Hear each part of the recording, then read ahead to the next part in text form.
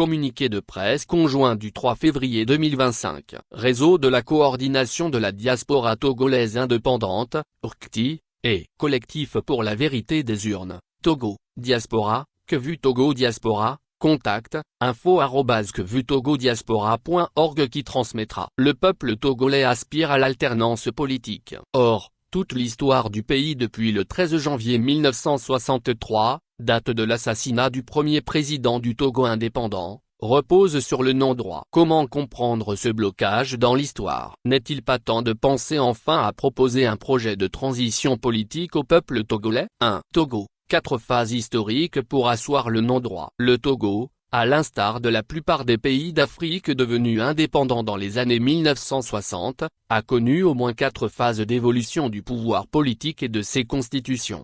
La première phase se situe lors de la décolonisation des pays africains dans les années 1960, 70-80 pour les pays lusophones ou anglophones d'Afrique australe, avec l'adoption de constitutions pluralistes et démocratiques. La plupart de ces constitutions étaient essentiellement des copier-coller des constitutions des anciennes puissances de tutelle, coloniales ou pas.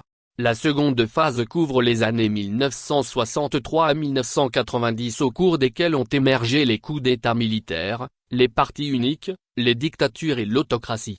Le Togo a connu son premier coup d'État en 1963 et le second en 1967. D'autres ont suivi, sanglants, systématiquement soutenus par les militaires y compris les coups d'État constitutionnels et /institutionnels. La troisième phase, celle de l'après-1990 et de la fin de la guerre froide est assimilée à un renouveau du multipartisme sous la forme d'un processus démocratique, réel ou factice. Le Togo du dictateur Étienne Eyadema, sous la pression populaire issue du processus de la Conférence nationale souveraine de 1991, et celle de la France et des pays occidentaux, a adopté sa constitution en 1992 adoptée par référendum par le peuple togolais à plus de 97%. Avec le consentement tacite de l'armée et des puissances étrangères tutélaires, le Togo n'a connu ensuite que des modifications et amputations unilatérales des dispositions constitutionnelles qui étaient censées permettre l'alternance politique. On a donc graduellement assisté à l'apparition de deux Afriques, une Afrique avec les dirigeants de pays qui acceptent l'alternance politique, une autre Afrique avec ceux qui la refusent. Enfin, la quatrième phase des années 2000 à 2025, voit apparaître au grand jour, d'une part, très peu de pays africains pratiquants et adeptes d'une démocratie de la vérité des urnes comme le Botswana et le Cap-Vert. D'autre part, ceux qui acceptent les élections sans transition véritable et enfin, d'autres encore, qui confisquent la démocratie et sont l'objet de coups d'État ratés ou réussis, souvent orchestrés de l'extérieur de l'Afrique et utilisant des milices ou armées privées, avec des sous-traitances et des variantes qui prennent la forme de mercenaires, de terroristes, djihadistes et ou simples bandits mafieux alimentaires notamment en cas de dissidence avec les missions originelles. Ils ont tous en commun d'être financés de l'extérieur de l'Afrique, même quand l'argent transite par des dirigeants africains, souvent soumis à droit de transit, source de conflits parallèles. Le paradoxe est qu'en parallèle, des coups d'État de rupture de la construction de la démocratie voyaient le jour, au même titre que des coups d'État constitutionnels étaient soutenus par des puissances occidentales. Au Togo sous Faure Gnassingbé, le désarroi créé par le coup d'État militaire sanglant au Togo, élection présidentielle de 2005, et les coups d'État constitutionnels, élections présidentielles de 2010, 2015 et 2020, ont favorisé l'instauration d'un état de droit usurpé au peuple togolais. Plus précisément, il s'agit de la continuité et la conservation du pouvoir dictatorial hérité de son défunt père Eyadema Étienne Gnassingbé. Un véritable paradoxe de la démocratisation au Togo. 1. 2. La construction de l'état de droit usurpé au Togo. L'état de droit est en construction en Afrique, comme au Togo. Cette construction ne se fait pas nécessairement au profit du peuple africain ou togolais. En effet, l'état de droit est indissociable de la démocratie fondée sur la vérité des urnes et la vérité des comptes publics, il ne peut être dissocié de la bonne gouvernance, ni de l'indépendance des institutions censées servir de contre-pouvoir à des régimes autocratiques et dictatoriaux en Afrique et tout particulièrement au Togo. Or, au Togo, non seulement, c'est l'état de non-droit qui prévaut depuis 62 ans, mais il est en train d'être institutionnalisé par le système Gnassingbé au pouvoir. avec le passage en force anticonstitutionnelle de la 4e République à la 5e République. En effet, c'est le 6 mai 2024, loi N-2024-005 du 6 mai 2024 portant constitution de la République togolaise, qu'unilatéralement, sans débat public impliquant les citoyens et sans référendum, que Faure Gnassingbé abolit la constitution de 1992 pour lui substituer en catimini sa propre constitution se permettant au passage de dribbler tout le monde, en dépouillant de sa substance la fonction régalienne du président de la République, rétrogradé à un rôle d'inauguration des chrysanthèmes fanés. Les fonctions décisionnelles du président de la République sont ainsi transférées à un président de conseil tout-puissant, non plus par des élections présidentielles sanctionnées par un vote au suffrage universel direct du peuple, mais par une acclamation faussement parlementaire de ses ouailles, celle-ci étant préalablement triée, nommée plus qu'élue, par le biais d'un simulacre d'élection non libre et non transparente, pour lui transférer tout pouvoir. Le passage de l'état de non-droit à l'état de droit usurpé sera alors consommé. 3. De l'état de non-droit à l'état de droit usurpé au Togo. C'est ainsi que depuis le 13 janvier 1963, date de l'assassinat sauvage du premier président démocratiquement élu du Togo, Sylvanus Olympio, le Togo sous des influences étrangères a vu les militaires s'accaparer le pouvoir et refuser toute forme d'alternance pacifique et démocratique. Du passage du parti unique au multipartisme, du régime militaire de feu Étienne Eyadema Gnassingbé à celui de son fils, Faure Gnassingbé, le Togo est passé graduellement de la dictature militaire à l'état de non-droit, puis à celui de l'état de droit usurpé.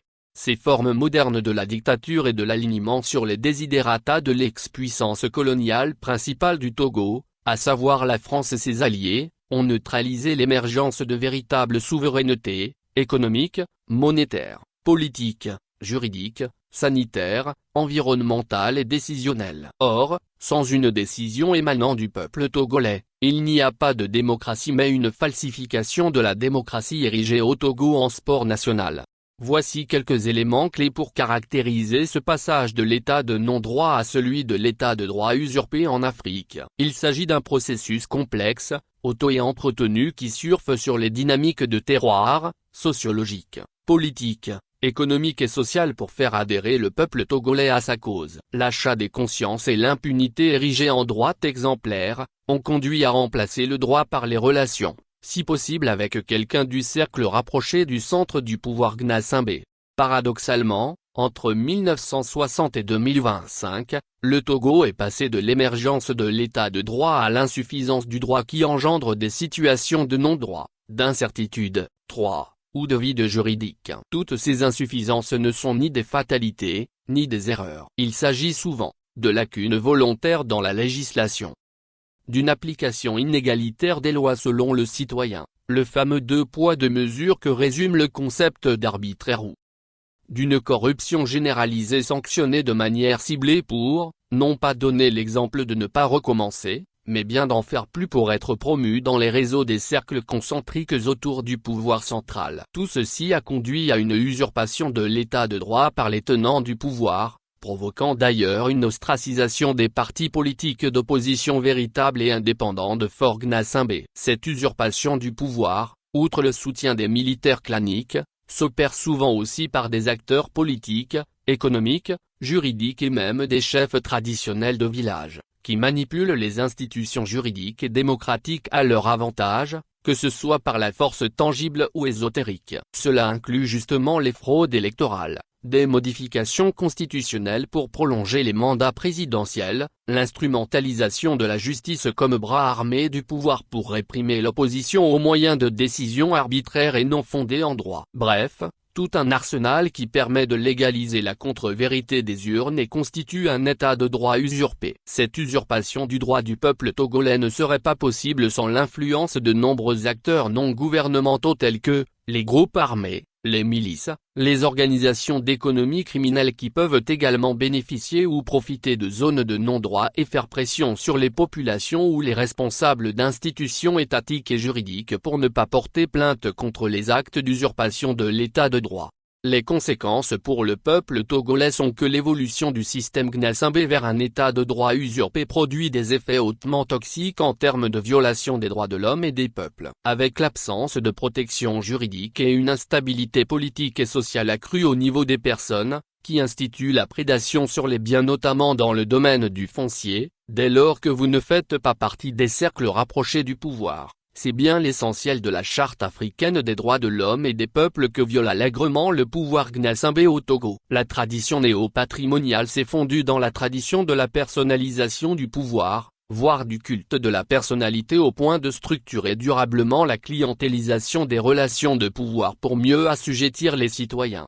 4. État de droit usurpé ou usurpation de la richesse du peuple togolais. Bande organisée. Un état de non-droit ou dans le cas togolais, de l'état de droit usurpé, peut être caractérisé par plusieurs critères qui entravent la vérité, la justice, la liberté, le respect des droits fondamentaux du citoyen et du peuple. Faire semblant d'organiser un état de droit réservé à un cercle fermé militaro-ésotérique dirigé par un civil transforme l'état de non-droit en un état de droit usurpé où le peuple sert de variable d'ajustement pour mieux imposer une autocratie dictatoriale en s'efforçant de lui donner la fausse apparence d'une démocratie de façade. Avec le contrôle tacite ou implicite exercé sur de nombreux médias et certains journalistes, mais aussi d'avocats, de notaires, de juristes, d'affairistes, de certains dirigeants d'entreprises, Faure Gnassingbé et son cercle oligarchique d'affidés ont choisi d'utiliser la démocratie de façade pour se maintenir au pouvoir ad aeternam. C'est ainsi que, bien que se trouvant dans l'exercice de son 5e mandat présidentiel usurpé et fondé sur des élections présidentielles sans vérité des urnes, le pouvoir politique de Faure Gnassingbé a réussi à dévoyer la démocratie. Ce dévoiement s'opère avec la complicité de militaires togolais et non togolais, d'États africains et non africains, mais aussi d'un secteur économique privé national et international pour lequel l'intérêt collectif du peuple togolais et la souveraineté du Togo sur ses richesses est le cadet de ses soucis, pourvu que prospèrent ses bénéfices et dividendes hors fiscalité.